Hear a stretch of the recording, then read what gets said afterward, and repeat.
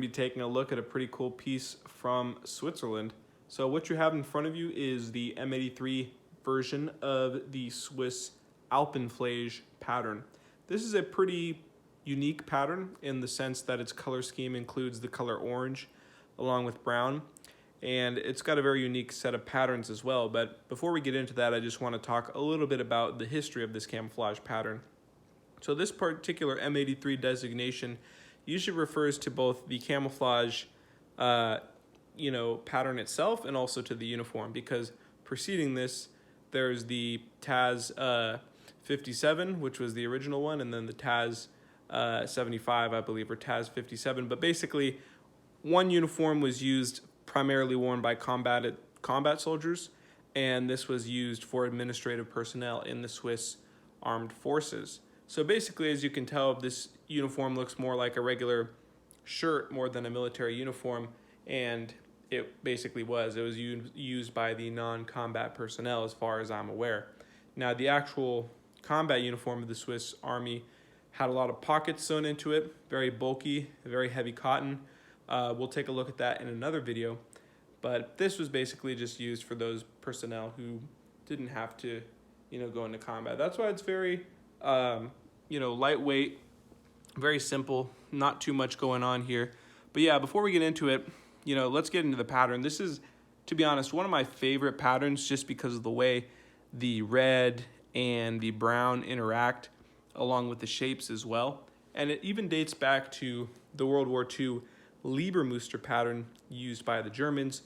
And this pattern was rolled out quite a long time ago. I believe in 1957 was the first iteration of the combat uniform, and it was only phased out somewhat recently in 1990. Then all their equipment got an overhaul, but also they really just changed the color, kind of removing the red and keeping the patterns the same but changing the color scheme. And as far as I can tell, the newest version that they're using, it basically uses multicam / OCP color scheme in the same camouflage pattern in terms of the shape. So yeah, let's take a closer look at it. From afar, you see, okay, it's got brown, red, some green, and then some little white bits. But once you get closer, you realize there's really a lot more to be seen, because there's two different shades of red. There's a really dark shade right here and a lighter shade of red right there. Of course, we got the main background brown. We have black, we have green, and then in these little bits, it's actually not just white, but it's like turquoise with little bits of white on the edge.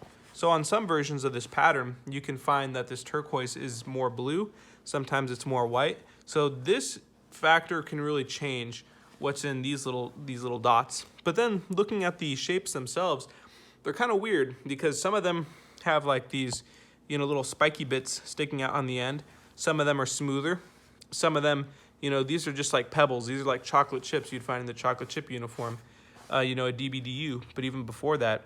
So it really just varies. And then sometimes there's these little, spikes, and then they're not on the other side. So it's a very unique uniform with a lot of stuff going on. I just think it looks really nice, and it works really well in fall areas with a lot of red leaves and stuff. But I guess the reason for the red is because at a distance, it's the hardest color to see, allegedly. Obviously, this was never worn in a real conflict, so who knows how that actually would have panned out for the Swiss. But anyway, let's actually start taking a look at the uniform itself. Like I said, this one's pretty simple. We've got just a simple zipper to zip it up and zip it down. So this works out pretty easily. And there you go. And you can unzip it as you please. I'm just going to set up the tripod right now, actually.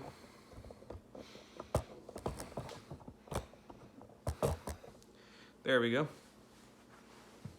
So as you can see, we got the zipper right here.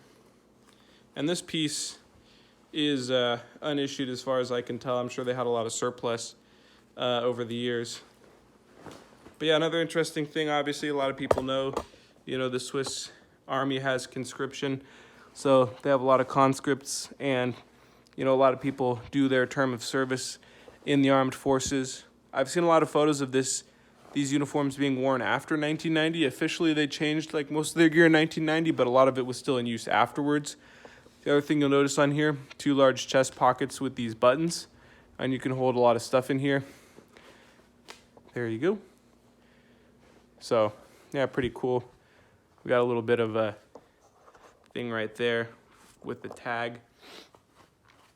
So, it's a pretty cool uniform. And then here we have the actual size tag. So, you have the laundering instructions. So, 50-50 polyester, cotton, so nylon, cotton, hybrid. Then we have this 95 washing temperature, 84, 86. Not sure if that's the data manufacturer or the size. It's really hard to determine the size on some of these uniforms. It's really not explicit, so you kind of have to like know what to look for, which is usually a stamp. In the other uniforms, there's usually a size stamp, and you got to really know the number. But yeah, on the shoulders, we have a pair of epaulets on each side. So we got a button here and a button here.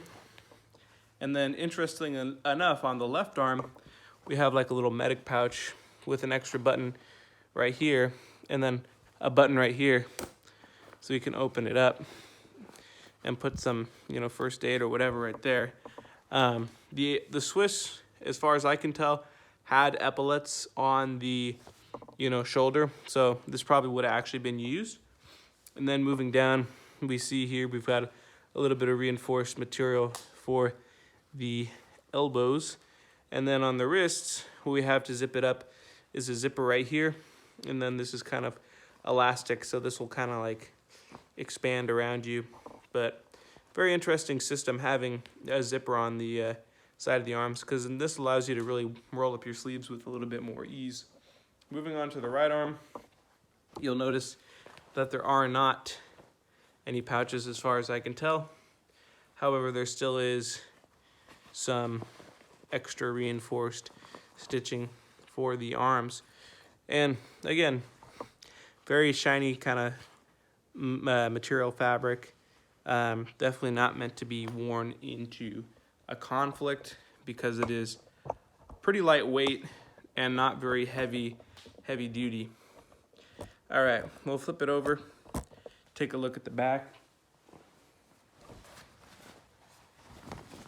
The other thing is with this on the back, you'll notice that we have some stuff on the side. So what do we got here on the side? We do have what looks to be for a huge belt.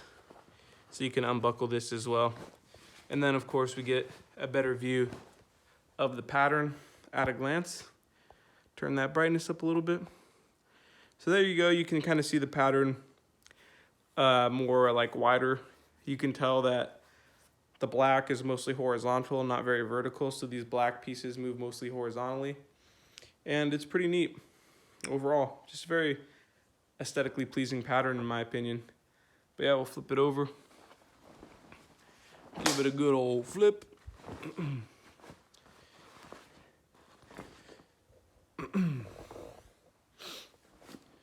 And wrap up the video. Yeah, just some interesting stuff on the inside. Looks like little holes to drain sweat. But overall, yeah, what you got here is just a Swiss M83 uniform. Very common piece of surplus. One of the first pieces I actually owned was this uniform right here, actually. And it just caught my eye because of the colors. But yeah, very popular fashion camo as well. So, hope you guys enjoyed the video. I'll cover a few more Swiss pieces as well in the future. But overall, guys, thanks for watching. Enjoy your day.